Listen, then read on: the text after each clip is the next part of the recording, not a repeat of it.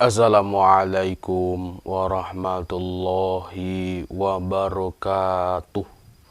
Salam sejahtera bagi kita semua. Salam rahayu, rahayu, rahayu. Jumpa kembali dengan saya di channel YouTube Mambu Santri Channel. Baik sahabat-sahabat Mambu Santri Channel yang sangat saya cintai, di kesempatan yang baik ini nanti kita akan membahas sebuah tema yang kemarin dipertanyakan di komentar-komentar, yaitu jenis-jenis pusaka gaib yang tertanam di dalam diri kita. Sudah kita ketahui dan sudah kita bahas yang kemarin gitu ya, bahwa pusaka gaib ataupun pusaka itu ada yang nyata dan ada juga yang gaib. Jadi di dunia ini itu ada ribuan, bahkan ada jutaan pusaka, baik itu yang nyata maupun yang gaib. Nah, pusaka-pusaka gaib ini bisa didapatkan itu melalui keturunan leluhur ataupun warisan turun-temurun gitu ya. Ada juga yang laku tirakat dan ada juga yang diisikan atau lewat pemaharan melalui orang-orang yang ahli di bidang tersebut. Nah, kalau yang kemarin kita membahas yaitu tanda-tanda orang yang ada pusaka gaib di dalam dirinya, di kesempatan kali ini nanti kita akan membahas jenis-jenisnya. Karena ada bermacam-macam jenis pusaka gaib gitu ya, yang tertanam di diri kita, baik itu lewat diisikan atau pemaharan ataupun lewat tirakat gitu ya.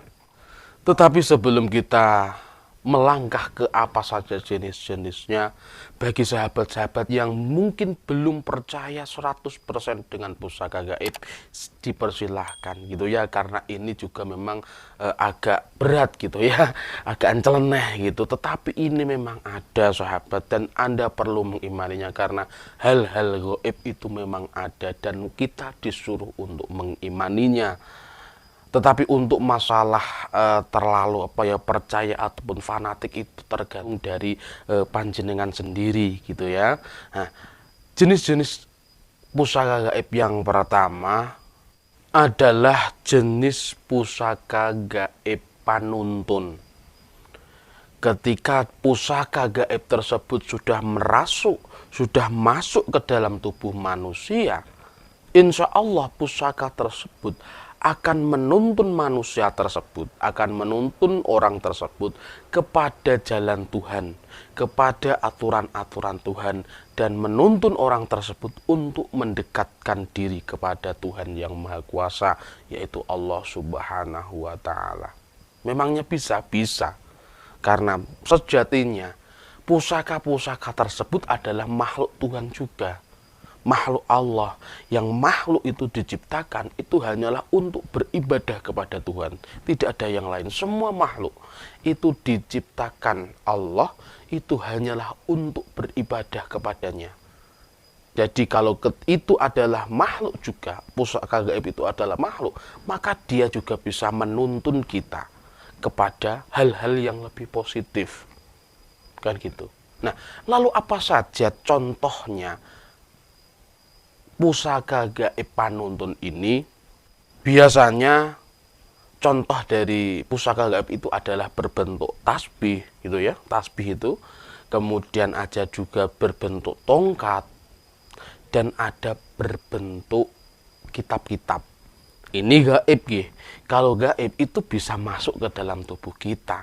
Jangan dibayangkan kalau itu benda nyata gitu ya. Kalau benda nyata memang tidak bisa masuk ke dalam tubuh kita.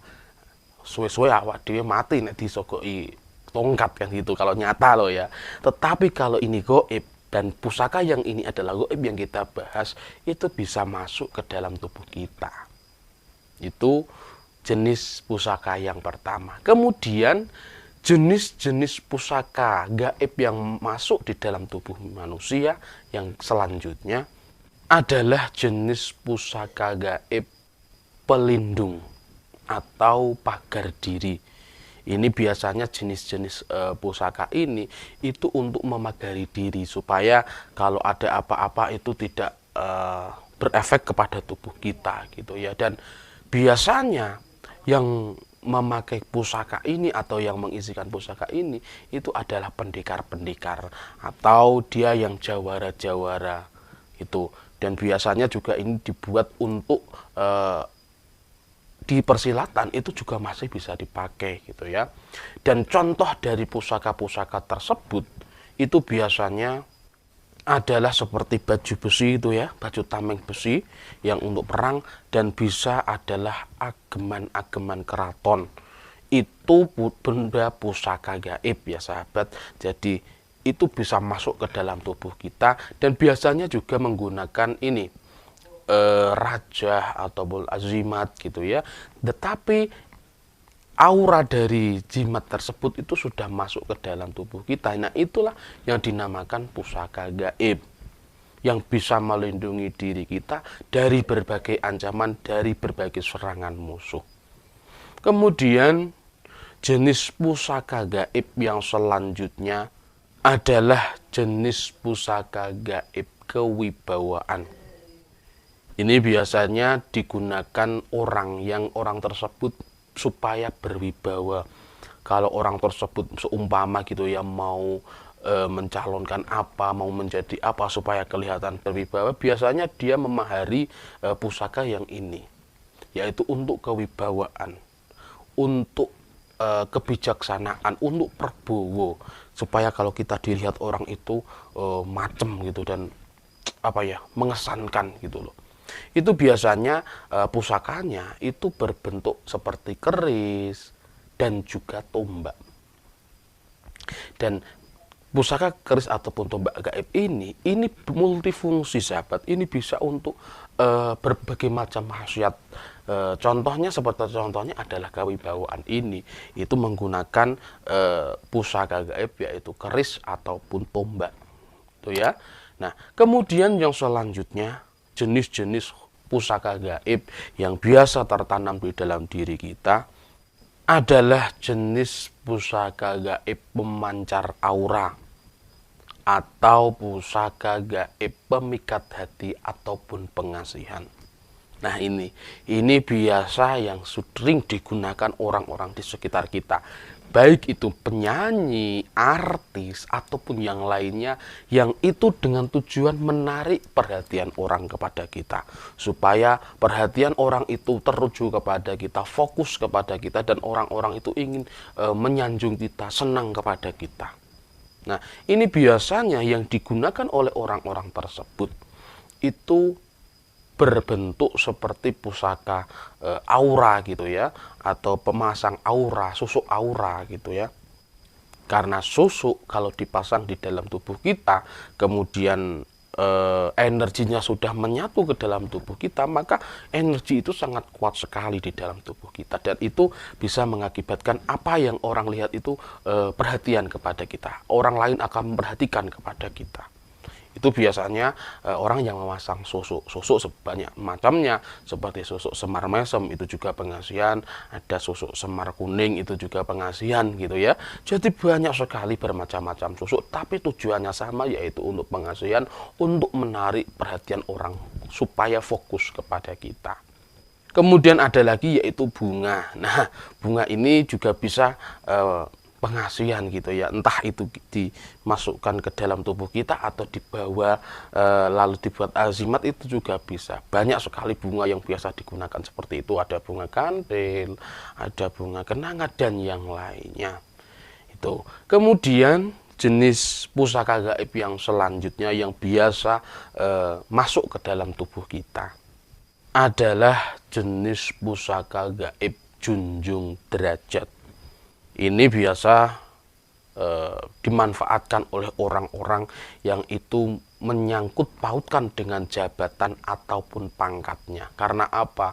Orang yang mempunyai pusaka ini, dia akan mempunyai jabatan yang disegani, jabatannya dihormati, dan bisa sekali jabatannya itu akan selalu naik. Nah, biasanya pusaka yang digunakan untuk orang yang junjung derajat ini atau orang yang bergelut di bidang jabatan atau pangkat-pangkat gitu ya, itu adalah seperti pusaka keris, kemudian pusaka tombak gitu ya, kemudian biasanya batu mustika, gelang, dan juga cincin. Itu biasanya orang-orang yang menggunakan pusaka gaibnya seperti itu. Biasanya pusaka gaib itu ada yang seperti dinampakkan pusakanya seperti cincin seumpama cincin seperti ini itu dipakai kita gitu ya, seumpama dipakai kita. Nah, energi dari cincin ini itu akan menyatu. Tapi kalau cincinnya yang berenergi gitu ya, yang ada isinya. Kalau cincin ini nggak ada isinya apa-apa ya sahabat gitu ya. Cincin seumpama yang berenergi yang diisikan gitu ya. Kemudian energi dari cincin ini itu akan masuk ke dalam tubuh kita. Nah, energi dari cincin ini, aura dari cincin inilah yang menyatu kepada kita. Itulah yang dinamakan pusaka. Gitu ya. Jadi pusaka gaib itu bermacam-macam jenisnya. Maka itu saya menekankan pusaka gaib itu sangat bermacam-macam jenisnya. Kemudian jenis pusaka gaib yang terakhir yang biasanya memasuki atau merasuki kepada tubuh kita adalah jenis pusaka gaib penyerang atau pemusnah. Ini biasanya digunakan oleh orang-orang yang mempunyai banyak musuh, dan manfaatnya ini sangat banyak sekali, sangat baik sekali. Karena apa? Ketika kita mempunyai musuh, itu kita akan dibantu oleh pusaka tersebut. Ya? Dan juga biasanya kalau kita ada kecelakaan, misal ada pembegalan atau apa, itu begal tersebut akan kalah sebelum dia bertindak. Mau menjotos kita tidak bisa, karena apa? Kita ada pusaka gaib penyerang tersebut. Seperti kita ditonjok gitu ya, itu dia akan mental terlebih dahulu, seperti mempunyai lembu sekilan gitu ya. Nah, biasanya pusaka ini itu berbentuk seperti keris, tombak, dan yang paling jitu adalah busur panah. Panah ini yang paling asli, paling mempan itu adalah panah untuk penyerang. Itu biasanya digunakan untuk menghalau musuh-musuh kita supaya musuh-musuh kita tunduk gitu. Nah, itulah sahabat-sahabat beberapa jenis-jenis benda pusaka gaib yang biasa masuk atau bertempat tinggal di dalam tubuh kita. Walaupun panjenengan mempunyai pusaka gaib seperti yang saya sebutkan tadi gitu ya, tetapi panjenengan tetap harus percaya bahwa pusaka-pusaka itu adalah makhluk Tuhan juga, makhluk Allah juga. Jangan pernah panjenengan mengandalkan pusaka tersebut, jangan pernah Anda jumawa, jangan pernah Anda sombong karena memiliki benda-benda pusaka gaib tersebut. Tetapi semua itu serahkan kepada Tuhan, semua itu serahkan kepada Allah Subhanahu wa Ta'ala. Terima kasih kepada sahabat-sahabat yang sudah menonton video sampai di detik ini. Apabila panjenengan mempunyai pengalaman tentang benda pusaka gaib, silahkan komen di bawah gitu ya. Nanti kita bertukar pengalaman. Insya Allah nanti komen-komennya akan dibalas satu persatu, insya Allah gitu ya. Baik, terima kasih. Apabila ada kebenaran dalam penyampaian saya, itu semata-mata adalah pertolongan Tuhan yang Maha Kuasa, pertolongan Allah Subhanahu wa Ta'ala. Dan apabila ada kesalahan dalam penyampaian saya, itu semata-mata adalah kebodohan dan kekurangan saya pribadi. Saya minta maaf yang sebesar-besarnya. Salam rahayu, rahayu, rahayu. Wassalamualaikum warahmatullahi wabarakatuh.